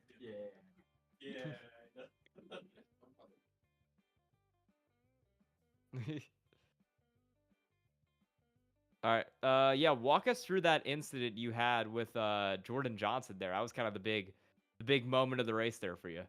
Yeah. So us in the interview rating room and just kind of after the race, I was looking back at it, and I mean, I don't know. Like I feel bad because I didn't want to take him out with it, and I tried to do it clean, but after 3-4 laps of just constantly putting pressure and always getting put on the outside of a corner going too wide, and just like I just kind of had to step it up, be a little more aggressive, and then he still shoved me into a wall, kind of, and I just decided to stick with the nose on the inside and ended up that way. But I mean, it's not the ideal way on how I wanted to do it, but I had faster tires, and I needed to attack at that point before they fell off. Well, Kel, I mean, we saw the race stewards. No further action. Hard racing incident. Johnson might see it other ways. I mean, how do you gonna be around him in the future races now? Is I anything mean, gonna change? I don't think anything's really gonna change. I mean, I feel like I'm used to being pretty like easy on Jordan, not like attacking him or like putting him in hard spots. So I think that's kind of why he just kept putting me on the outside. So I might be a little more aggressive, but I mean, I'm still, even though I feel bad, I'm still gonna go apologize to him about it. But I just need to be a little more aggressive in fake positions. Shots fired. You heard it here first, folks, from the press interview. But I mean, still, either way, without that, you had the pace right there. You were catching him, and it was a strong drive for you today. And I believe Sky, you have a question. You got anyone you want to thank or shout out here tonight? Yeah, definitely want to shout out our esports program. So Dan and BK, our director, and also my teammates. So we got Nick, Dylan, Lucas, and Alif for. I mean, we had 3 cars finish, but unlucky nights for Lucas and Dylan. But shout out to them for putting in the work, and then shout out to my mom, my dad, my grandma, and my grandpa, and then Indy Hood Rats and Miller Farms for sponsoring the car. All right, congrats on the second place, Cale Davidson. Thank you. All right, with him out of the way, Edward, would you like to introduce our third place finisher, Ryan Whitlock? Well, I will. Well, Ryan Whitlock, man, oh man, you had I'm gonna say the biggest ups and downs of the season, but tonight you're gonna round about third on the podium. Ryan Whitlock, welcome to the booth once again. How does it feel to get this, I guess, nice victory, you could say? I mean, I'll take it. I think it's my third podium in a row. which I'm pretty happy with. I think for the Indy GP race, I got a podium, and I was like, I expect to be here more often. You guys were like, whoa, big talk, big man. But I mean, that's genuinely what I think I'm capable of. And today it just happened to work out. Kale, I was waiting for Kale to be quick all season because he had my number most of CPC prototypes. So that he showed that today. Like, he was super quick. So I just knew I avoided that wreck, which I have my own thoughts of that I will hold to myself. Avoided that wreck, and I thought, I have P3. I'm not catching Kale. And then I messed up braking for turn 3 on cold tires with a full tank of fuel. So I had to fight to get it back. And Ryan, the biggest thing that we've been looking for, that you've been very consistent. You said 3 podiums in a row on road courses. Next race is Iowa. That was where you got your first podium. What are you going to do to turn that into a win? So yeah, I got my first podium at Nashville, and that was a really good race. Indy, I think I had a shot at the win. Just net code at 230 miles an hour happened, which happens. If those 2 races are anything to go by, I hope and don't or expect my form to not change. Podiums are still the goal. All right. And we saw that battle with Cohen Evans, and that's a car that I feel like you don't usually race around there for the top 3. Does it make that any different when it's a car that like you're not used to racing against? Not really, because Cohen's been in this league a really long time, so I've raced with him in the prior iterations of GT3. So I wasn't really that worried about that. I think tonight definitely exposed different people since the walls are mighty close and a couple people had their races ruined through their own fault. No, it wasn't really that different. I know when I'm fighting Clint Halterman, which happens pretty often in this series, I know what I can do against him. I didn't know what I could do against Cohen, but he messed up braking into a passing zone, so I didn't have to try to figure it out. So I guess I got lucky. All right, you got anyone you want to thank or shout out tonight? Yeah, just want to shout out Charger Motorsports. We're not only a virtual racing team, we're a real racing team at the University of Alabama in Huntsville. Super proud of my guys. Our sim racing team is getting bigger, which is a very useful training tool for our real cars. Want to shout out Orange Wheel Racing as well. Always fun racing with those guys, hanging out in voice chat. And want to shout out you guys for being here in the booth. I hope it was a fun race to watch, fun race to commentate. Yeah, it was a lot of fun tonight. Congrats on the 3rd place, Ryan Whitlock. Thank you. Yep. So lastly, but of course, cannot say it enough. For the 6th time out of the last 7 races, your alumni winner is going to be Clint Haltman of UNC Charlotte. And Nick, take it away for our interview here. And I absolutely will. Clint, our alumni winner, you went a little bit of a different strategy. You started off with the hards and then transitioning to the softs. Tell me, when you were in that first stint, what was the main difference trying to fight with all those guys on those faster tires? Yeah, well, first off, I just once again I want to apologize to Lucas. That's kind of the reason I was on a different strategy there. I just punted him honestly into turn 1. I didn't mean to. I was trying to break early into there because I was on a different strategy than pretty much everyone else. And I got into him, ruined his race, and ruined a couple other people's races. So yeah, just sorry to him and sorry to everyone else who got caught up in that. But yeah, it was interesting. I was kind of out of position there. I felt like I had a top 5 car, and then going through the field like that on the I keep wanting to call them reds, but I guess they're greens. The alternates definitely was challenging. Especially I think going past guys on blacks, it's so hard to pass here. It's just being careful and cautious, trying to pick the right moment to make a move there. Because the greens were so much faster. I was actually really surprised how much faster they were and how well they held up. They really didn't wear at all. So yeah, that was definitely interesting. The tire difference there coming through the field. Well, it was really heartbreaking that that whole incident to happen. And glad to hear you. You're taking a front stand here, taking ownership. That says a lot about driver's integrity. But another thing to really note is just the drive comeback. I mean, you had the drive through, right, and you had to fight through the field, and you absolutely did the best you can, getting up to Christian Hill, and putting even pressure on him, and just overall, like, as much as it started out horrible, and I've been there. The race doesn't go out your way, but you end up salvaging it. Like, does that feel really? Yeah, it's nice to get a salvage a top 5 out of it. But it's also like it still sucks.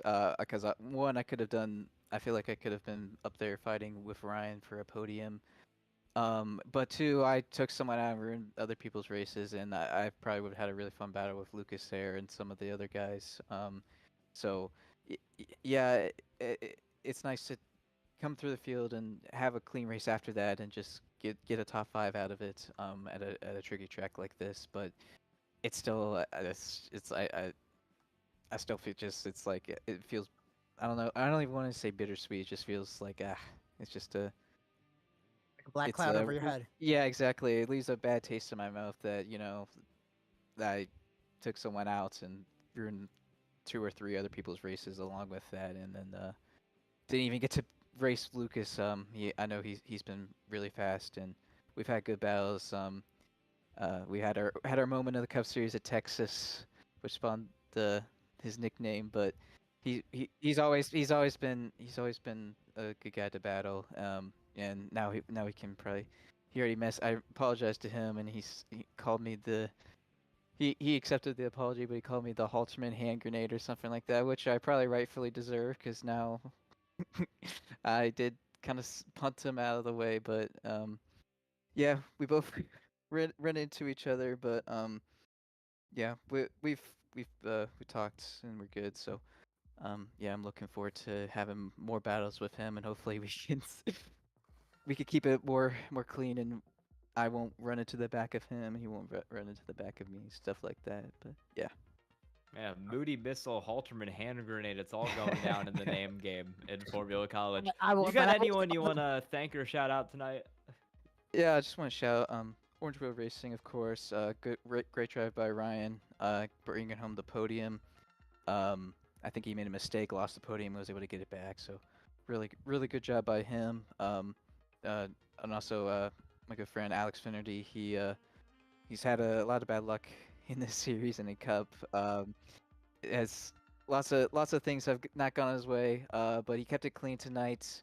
Even had like a weird screen freeze at one point. But he kept it clean, brought home a top 10, and keep it clean, you bring home a top 10 here. So really good for him. Christian also had a really good pace, but I think he fortunately made a mistake. But yeah, he was really fast. So shout out to all those guys, and then shout out for y'all for putting on the race for tonight. Well, thank you, Claire Halterman, our alumni winner once again, 6 out of 7 of the season. I mean, the man has it locked down to be alumni winner in that respective. And also apologies to Christian. We sanctioned the nicknames for now. So Sky's opinion are her own.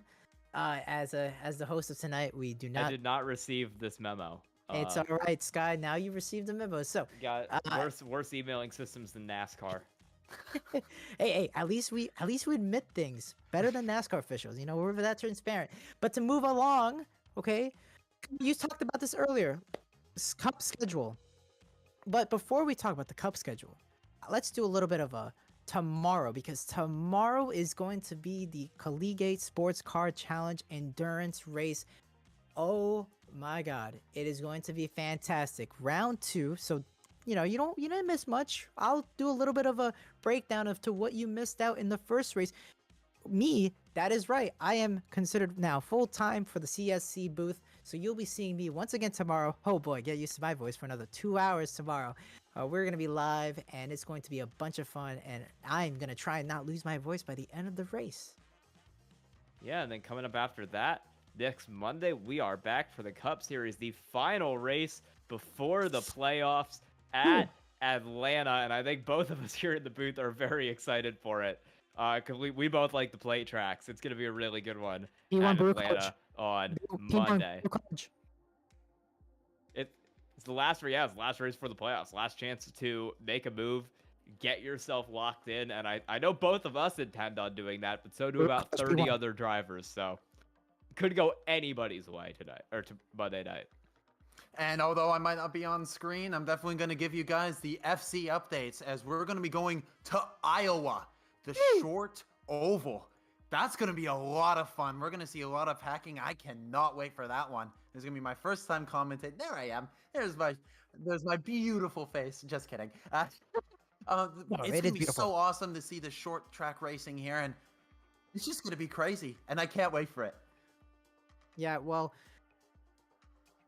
I would love to say that it's been a real treat and you've been a gem tonight, Nick Poitras. Thank you so much for joining us today. And I mean, guys, he's not going anywhere. He is going to be here full time. Well, I mean, we'll work out the schedule, but I know Nick is going to be here way more often, so you'll see his beautiful face more often than not. Sky Shrek, our co-host, thank you so much for tuning in. I mean, I like to end this off here, but by asking each of you guys one word to describe tonight's race. We'll start with Sky. Chaos. Nick? Confusing. And I'm going to say exhilarating, because if you guys have not hit that like button, you're going to get another 4X in your next Indy race. So if you don't want that to happen, hit that like button and subscribe and hit that notification bell so you don't miss out on another CIL, the quality college collegiate racing on iRacing. And I say quality in italics. All right, well, that is going to be it for tonight, folks. Thank you so much for tuning in. This is the CIL Round 7 concludes right now.